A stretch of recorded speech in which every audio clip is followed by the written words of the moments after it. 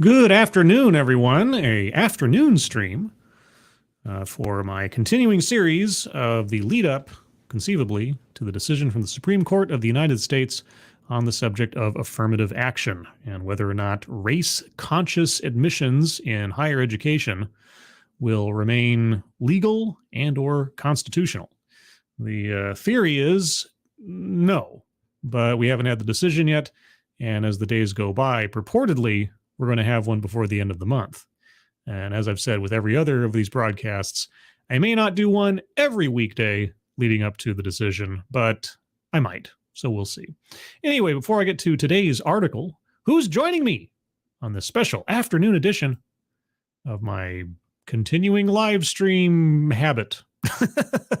Mike Savage, Blarg, Shady Grin, good afternoon. Tyrannus, Alexandrius, the Invictus Lich, good afternoon. Jaeger Pony, good afternoon. John Miller, good afternoon. Miranda Stone, good afternoon. Olga Caracotti, good afternoon. Derek LaRue, thank you so much, as always, for your continued generosity and support. Hope you're having a good Tuesday. That's what today is, Tuesday. Tuesday. Taco Tuesday? Don't know. Thank you, Derek, again. Mike R., good afternoon. Somnambual Nation, good afternoon. Brittany Holland, good afternoon. Kay Scholl, good afternoon. Robert Gruber, good afternoon. Keldrig, good afternoon. Robert Pincus, good afternoon. Attack Alpaca, good afternoon. Hi, M. Steve, good afternoon. And to anybody I've missed, I don't think I have, but anybody I missed, anybody lurking, or anybody in the future, good afternoon to you. So a quick, I hope, article, unlike the 26-page gargantuan thing I looked at last time, a quick article from Reuters about another Californian university and what they did to try to fight back against not having affirmative action as an option. So previously we looked at, I think in episode two or three, we listened to an NPR interview with the admissions chair, I think it was, or executive director, or some title of admissions mucky muck at UC Davis Medical School in California, and what they did to counteract the lack of affirmative action per law passed in 1996 in order to still maintain a diverse student population. Well, now, today, with an article that was, I think, posted the other day, but updated within the last several hours, UC Berkeley. And what, I have a call coming in. I'm going to have to hang up on that. Sorry, 1 second. Okay, so 1 second here. Somebody doesn't know I'm streaming.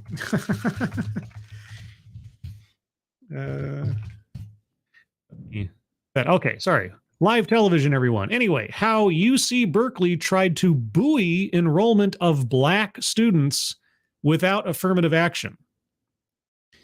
So how to raise up the enrollment of specific students on the basis of their skin color without legally being able to discriminate on the basis of skin color.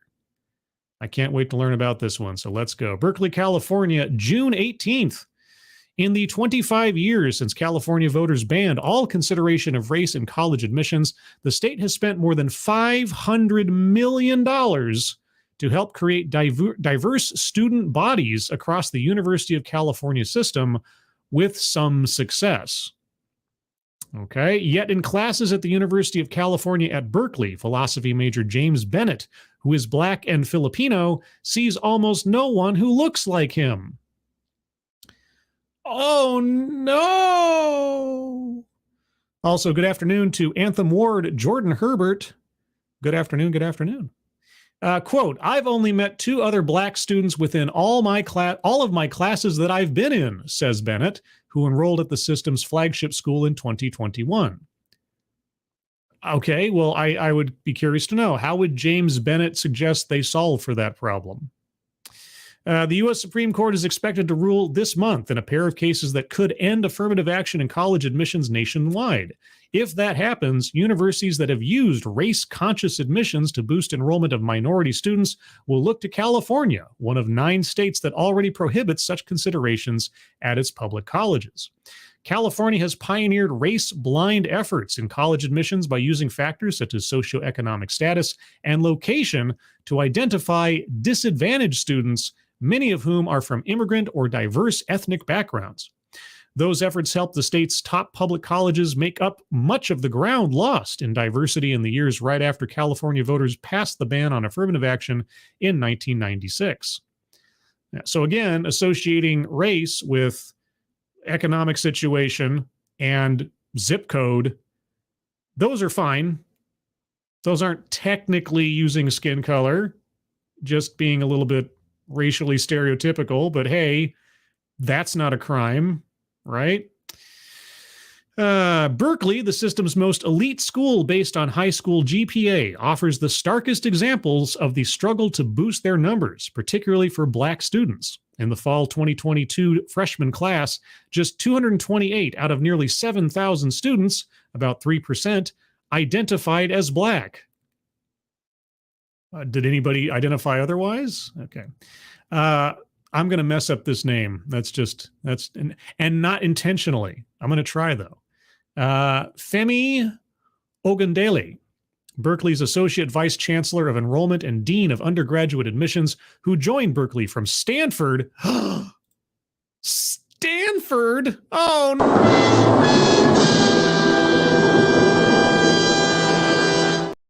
Not Stanford. Oh, who joined Berkeley from Stanford in 2019, said the UC system needed to better reflect the broader demographic breakdown of the state, one of the most diverse in the nation. Okay, I guess I have to ask, what are the California racial demographics? Let's see. 39% of Californians are Latino, 35% are white, 15% are Asian American or Pacific Islander, 5% are Black, 4% are multiracial, and fewer than 1% are Native American or Alaska Native. So 5% are Black, and the UC Berkeley college campus has, 3%? So within the margin of error of reflective of the state's population. Then, according to the latest census data, the state's population is 6.5% Black. 6.5 as compared to 5%. Oh, that was according to the 2020 census. I wonder which census they're looking at. Okay, but anyway, so 6.5% as compared to 3%. 40% Hispanic, 35% white, 16% Asian, and 1.7% Native American. Quote, I'm really proud of the gains we've had so far, said Ogundele, but I would also say we have a lot of work to do. 3%? I mean, even if we're just talking about Berkeley. So you're 3% down from reflecting the state demographic split. Okay. The dearth of Black students, it's 3%, guys. What percentage of the college is white? What percentage of the college is Hispanic, and so on? How do the other numbers match up with the state averages? But okay, the dearth of Black students has itself complicated recruit efforts to expand their ranks, despite its distinction as the top public university in the U.S. News and World Report's list of best global universities and the campus's reputation for progressive politics. Many Black families worry their students will feel isolated and opt to send them elsewhere, administrators and college counselors said. Gosh, if only we lived in a world that didn't assess one another on the basis of race and only saw people as, people I could relate to if they had the right color of skin. Let's just keep pushing this idea, shall we? Ogundele, who has made improving diversity a centerpiece of his work, came to Berkeley to bolster recruitment and diversity. Okay, well, you've got 3% more to go, I guess, to match the state. See, you always hear the phrase, we want our workforce to reflect the communities we serve, or we want our campuses to reflect the world around us and things like that. Okay, well, I mean, within the margin of most statistical error, you have approximately the reflection of the state's population. I mean, without telling us about the populations of other races or ethnicities on the campus, 6.5, 3%, and then out of, we're talking about one of the most elite colleges in the country, correct? So even then, There's going to be some winnowing down of numbers. So I don't see the problem here. But then I guess some people need more of the kinds of skin colors they like, I suppose. Senior Tyler Mahomes, a black Puerto Rican and white student from suburban Los Angeles, said he didn't realize before he arrived at Berkeley how few black students would be there. You just gave us the state population statistics. Quote, when you come to campus, you see black athletes on the walls and stuff like that, and it kind of almost creates this illusion of how diverse the campus is, he said. Quote, but then when you get on the campus and you're the one black student in a class of 80 people, it's like, okay, what's going on? Where are more people that kind of look like me, unquote. What a wonderful principle we have just put into the students of this college. Okay. Having visions of old black and white newsreels I used to watch in school when they were talking about the kind of segregation in the South. Why can't I see people that look like me more? I don't like people that don't look like me. I feel uncomfortable around people that don't have my same skin color. That says more about you than anything else, but also about Berkeley, apparently. In the fall of 1998, after the Proposition 209 ballot initiative banning affirmative action went into effect, the number of black and Hispanic students immediately dropped across UC campuses. Yeah, when you can no longer give people weight to their opportunities on the basis of their race, imagine that. Let's think back to whites-only signs in stores in the 50s in the South and so on. I know it's strange, right? Once you take away that discrimination, things change automatically. Holy cats. Keldrake, thank you so much. Isn't it amazing how better reflecting the state's diversity always turns into inflating the representation of certain demographics? Yeah. I mean, either you mean what you say or you're trying to, unbalance the scales in favor of the skin colors you prefer. You want to talk about, okay, racial supremacy. What else are we seeing here? We're going to value one race above others, even though the state's population, as far as majority is concerned, is mostly Hispanic. Well, no, we're not going to reflect reality. We're not going to reflect the community around us or anything. No, we have to focus on raising up numbers of people on the basis of their skin color first and foremost. Bizarro, this absolute bizarro world. If you flip this out and they were saying we need to make sure there's more white people on campus, you'd never hear the end of it. How dare you promote white supremacy on this campus? Anyway. The impact was greatest for the system's two most selective schools, UCLA and Berkeley, where enrollment of black and Hispanic freshmen was cut in half, the university system said in an amicus brief filed on behalf of the universities in the Supreme Court case in 2022. Okay. Despite some improvement over the years since affirmative action was banned in California, the sparse presence of students from underrepresented backgrounds impacts the experiences of everyone on campus, the brief said. So, underrepresented. The state's population is 6.5% blacks, and the college's population is 3%. And again, we're talking about one of the most selective elite colleges in the country. So of all the black people, 3% of the, whatever percentage actually qualifies for college at that time, because the whole population isn't college age students. You're talking, children or elderly people or middle-aged people who've already gone through college. So some small percentage of the population is college ready. And of that population, 3% ends up making up the campus population at UC Berkeley. Why is that wrong? Why is that incorrect? Show me how that is an inequity.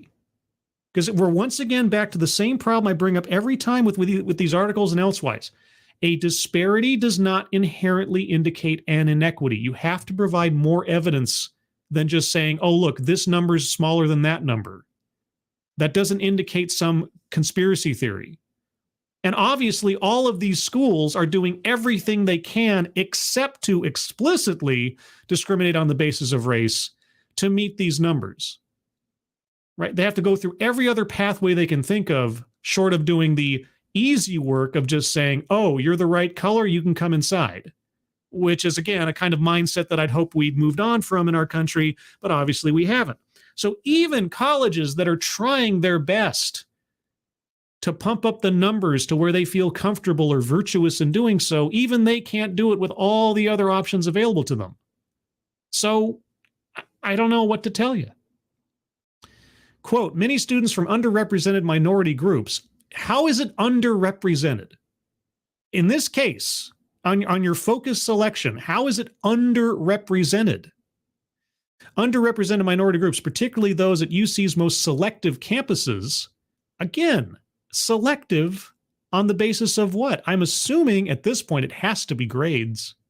Will often find themselves the sole student of their race and or ethnicity in a class, the brief said.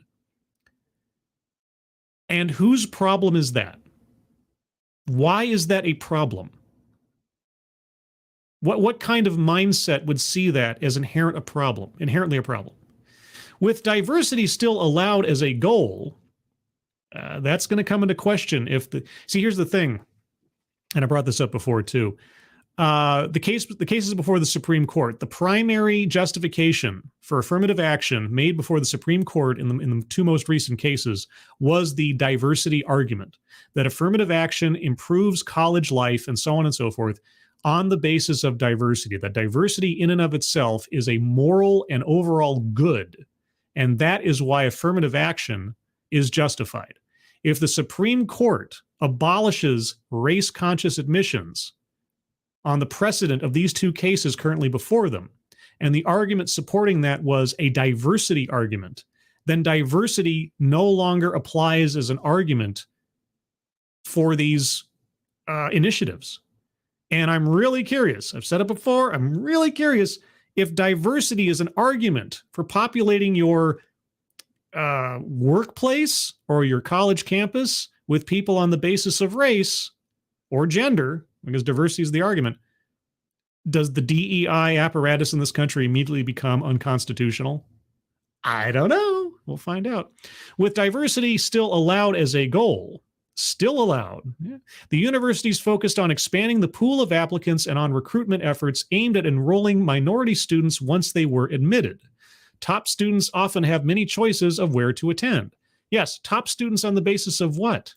Merit, grades, scholarship.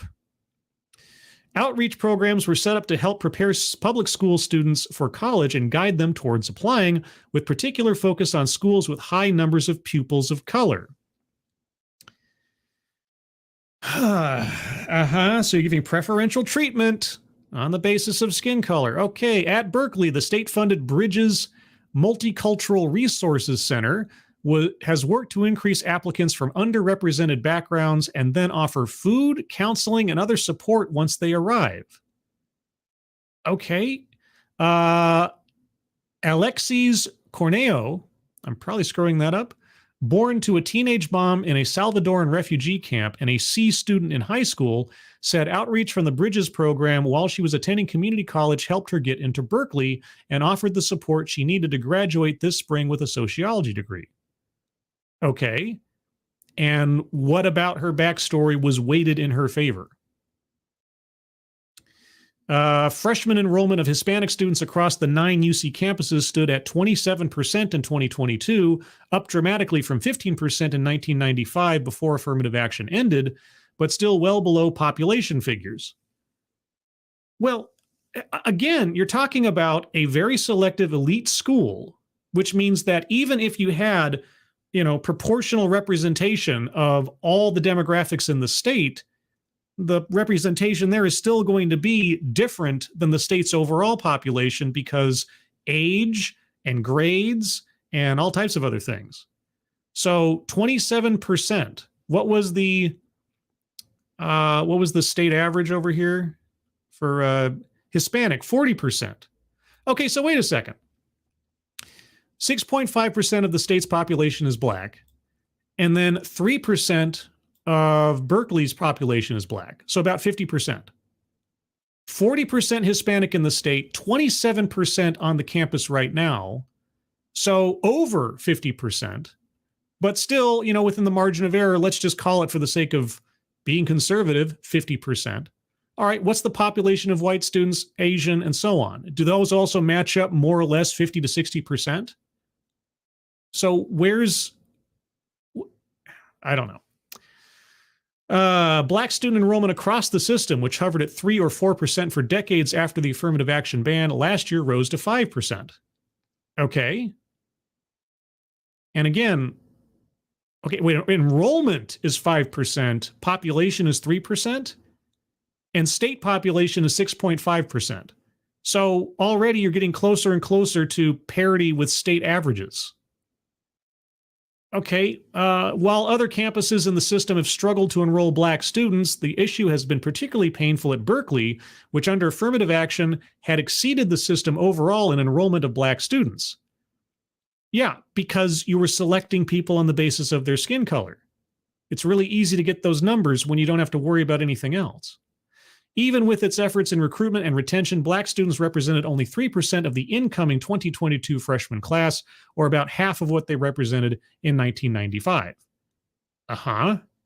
And? Again, disparity? So? Asian students made up 43% of Berkeley's freshmen in the fall of 2022, up from 37% in 1995. White students accounted for 20%, down from 30% under affirmative action. So wait, white students did better under affirmative action than they do now? And there's 20%? And what was the population in the state? Oh, was it 35% white? Oh my gosh. So you take the state average and you look at the population, but Asian students, 43%, what was it? 43% of Berkeley's freshman population in 2022. What was the Asian population of the state? 16%. Golly. What are you going to do about that? There's overrepresentation there. There's overrepresentation there. What are you going to do? If you want to talk about underrepresented, 16% Asian in the state average, 43% on the college campus. That's a success story, isn't it? Tough odds. Exactly why black and Hispanic enrollment has lagged at Berkeley is complex and not entirely known, administrators said. Well, obviously it's because affirmative action isn't there. Right? That's what this entire article said. If only we had affirmative action, then the numbers would go up. Okay. For one, factors such as economics and a school's location are no longer as useful for recruiting black students, Ogundele said. Oh, why is that? What do the stereotypes no longer apply as clearly? I'd really love to get some more information on what that means. While more than 500 California public schools are 40% Hispanic, fewer than 30 are 40% black, he said. Well, look at the 40% Hispanic. Well, isn't it 40% Hispanic in the state's averages? What? Okay, social mobility, gentrification, and immigration waves have changed the demographics of neighborhoods that once had larger black populations, he added. So what? The immigration waves. Yeah, you mean illegal immigration waves in a sanctuary state. Okay, so are you against sanctuary state status then for the This is a confusing situation. Financial aid is also an issue. Berkeley is competing with top private schools like Stanford or Harvard, which have large endowments and can offer more in scholarships, while also using affirmative action to admit students of varied ethnic backgrounds. Yeah, because private schools that don't accept federal funding, they can do pretty much everything they want. Pretty much. They can do affirmative action if they want to. Yeah, private schools can. You accept state money, as far as I know. As far as I know. That's the part I don't... That's where it's a little wavy for me. Like, well, if you're a college in California, Do Stanford or Harvard not accept state money? I don't know. Sacramento-based college counselor Judith Painter said she recently worked with a high-achieving student from a disadvantaged Cambodian immigrant background who passed up both UCLA and Berkeley for Yale. Okay. Quote, but that's more the power of the brand than anything to do with UCLA or Berkeley, Painter said. Yale is Yale. Then why bring it up? Okay, argumentative non sequitur. They weren't avoiding UCLA or Berkeley because they don't have an affirmative action program. Yale is Yale. So is it just me, or was that a completely pointless little anecdote there? UCLA, which has surpassed Berkeley in black admissions in recent years, has tapped its broader pool of wealthy alumni who can help the public university offer more scholarships, said John A. Powell, all lowercase. I wonder if he's taking part in the no uppercase protest thing. A law professor and director of Berkeley's Othering and Belonging Institute. What? Othering and Belonging Institute. Oh, do they have a YouTube channel? Oh, man. The Othering and Belonging. Okay, I gotta check that one out. Let's put a pin in that one to look up later. Last fall, black students made up 7% of UCLA's freshman class. Okay, so double the state population average. All right. The same as before affirmative action was banned. Okay. Berkeley does not have the same pool of wealthy and famous sports, entertainment, and business figures among its alumni as Los Angeles, and some black Berkeley graduates are hesitant to recommend the campus to young people who will find themselves in a small minority, he said. Okay. Yeah, again, continue to promote the idea that you are othered if you don't see enough people who have your same skin color. What would happen, I wonder, if a white student at a predominantly black college complained there weren't enough people there that looked like them? I wonder what the response to that would be. Would there be empathy for that person feeling alone and isolated, do you think? Do you think that's the response they would get from the media, social media, the college itself? You think they'd still have that same kind of, clutching of pearls over that individual?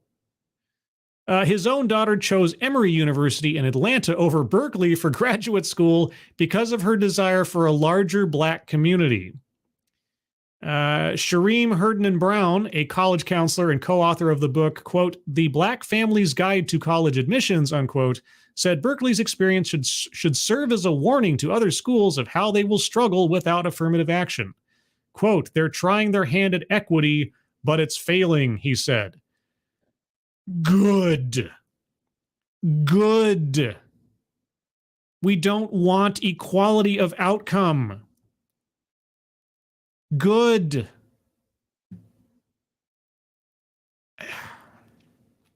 Well, anyway, there you go. That's Berkeley's list of complaints for itself. Yeah. Your averages line up with statistical margin of error along with the state population, or in some cases, greatly exceed it. Asian students, 43% in the college compared to 16% in the state. Wow. What a success story. Oh, wait, no, they don't count, right? Because they're not the right skin color. You want that number to be with the correct skin color, the preferred skin color. Oh, and all the Hispanics are like taking away all the opportunities from the black students. We need the right skin colors. And I can't feel comfortable in a place where I don't see people who look like me because I'm totally not a racial supremacist. That just, These are all complaints. Again, take this article and switch every instance of black students or black with white and read the thing over again and imagine a world where that is the article. And think to yourself for a moment. Or I'd love to see such an edited article put in front of our speakers and our educators here. If they read that same article, would they share the same amount of empathy for a white student complaining about the population on the campus as they do with a black student. You know, I don't feel like I belong. I feel like a minority here. You think they'd shed a tear for a white student? Or in this case, given the court case is an Asian student? Good gravy. Whatever will we do with affirmative action? Gosh, look how California has struggled to find ways to still be racist, to still be discriminatory on the basis of things that have nothing to do with merit. I guess Berkeley is our future. I believe that Berkeley is our future. Anyway, I'll take a minute or here, 2 or 3 for you guys. Anthem Ward, this reminds me of the neighborhood I lived in California before they kicked the white people out. You could walk down the store to the store at night, and now they beat up Asian people in broad daylight. Everything old is new again, I guess. Smudge, I'm not an American. Is there about to be a SCOTUS decision on the legality of affirmative action? Yes. There are 2 cases before the Supreme Court that effectively have the same issue at hand. Is it constitutional? Is it legal to assess admissions in college on the basis of race? Can you take race into account when you're deciding who shall be admitted into your college? And that's basically the question before the court. The arguments made to the court were primarily a justification on the basis of diversity, that diversifying a campus, basically by filtering people on the basis of their skin color, in and of itself was a benefit. That, studies improved, socialization improved, and on and on and on. But unfortunately, affirmative action has always been such a weird policy when you consider what is in the Civil Rights Act of 1964 and how assessing people on the basis of race when it comes to state-funded or federally funded institutions like colleges and universities, you're not allowed to discriminate in activities or programs or anything else on the basis of race, amongst other factors such as gender and national origin and religion and so on. Those all have equal footing. And so if they decide that race-conscious admissions, as they call it, don't wash, then they're unconstitutional, then every college in the country is banned from considering race. And so Berkeley, California as a state, made a decision of its own accord to ban affirmative action back in the 90s. And so as far as a petri dish or example of what does a university system without affirmative action look like, California is a pretty good example because it's been having to deal with it since the late 90s. And that's a long time with a lot of numbers and a lot of statistics to take a look at. So now we're waiting to see, because it could come any day now, the Supreme Court's going to make its decision on those cases. Will they outright abolish race-conscious admissions? We don't know. Will it be a narrow decision in some way? Will they reaffirm it? Don't know. The guess is, given the political leanings of the various members of the Supreme Court, plus the fact that I think, was it Ketanji Brown that had to recuse herself, I think? More likely than not, it'll be found unconstitutional, which sets up a whole slew of possible ramifications, not only for colleges, but I think as well for the broader question of DEI arguments in both educational institutions and, most importantly, businesses. So, yes, a long answer to your very short question. Tyrannus, as a black man, I can't wait for affirmative action to go the way of the dinosaur. Bring back meritocracy and earning one's place. And seriously, doing away with this idea that you should feel alone if you don't see people with your skin color. I can't tell you just how poisonous an idea that is in and of itself, and how it's being reaffirmed, no pun intended for affirmative action, but I'll take it, being reaffirmed by our examples in this article, our speakers, our administrators, and so on, that, yeah, if you're in a classroom, if I'm a student in a classroom, I don't see people who look like me. Oh, no. What would you prefer happen? Like shall only gather with like? And then, again, this is the thing. I always ask this. You hear a complaint like that. My question always is, okay, how would you solve for that problem? If you've identified the problem as there aren't enough people with the same skin color as me in this place, I would be really curious to know, okay, if you had all the power in the world to change policy and everything else, how would you solve for that problem? And then likewise afterwards, how do you do so without being inherently and bluntly racially discriminatory? To the same degree or similar degree as the kinds of things that were supposed to be done away with the Civil Rights Act. That everybody who marched on Selma, everybody who died at the hands of the KKK in the lead up to these things and afterwards, what would you say to them? And the principles that they pushed forward, the principles they put their lives, their careers, their reputations on the line for, to go against the grain in some of the most racist parts of this country back then. What would you say to them? If your complaint and the only solution you could find to resolve that complaint is to start assessing people on the basis of their skin color. I don't know. Anyway, everybody, I'm going to cut this here before I start babbling too long. If I missed your comment, please put it down in the comments below. Let me know what you think about this.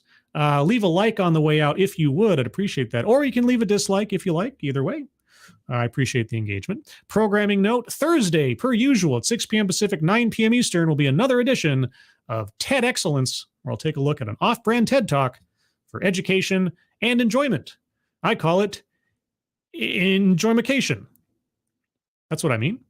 Also, special this Friday, June 23rd at 5 p.m. Pacific time, 8 p.m. Eastern time, or if you're in that part of the world, 10 a.m. Sydney, Australia time on Saturday, not Sunday, Saturday, will be the 6th episode of Living on Borrowed Crime, where I'll I'll have a talk with Just Interrogations. Look him up on YouTube. And of course, my co-pilot, Dave's Lemonade.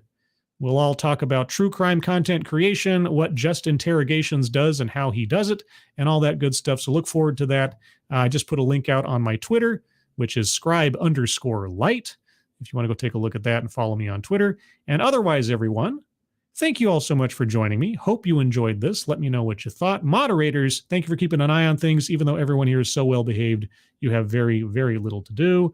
Everybody who donated, thank you. Thank you so much for your generosity. I really do appreciate it.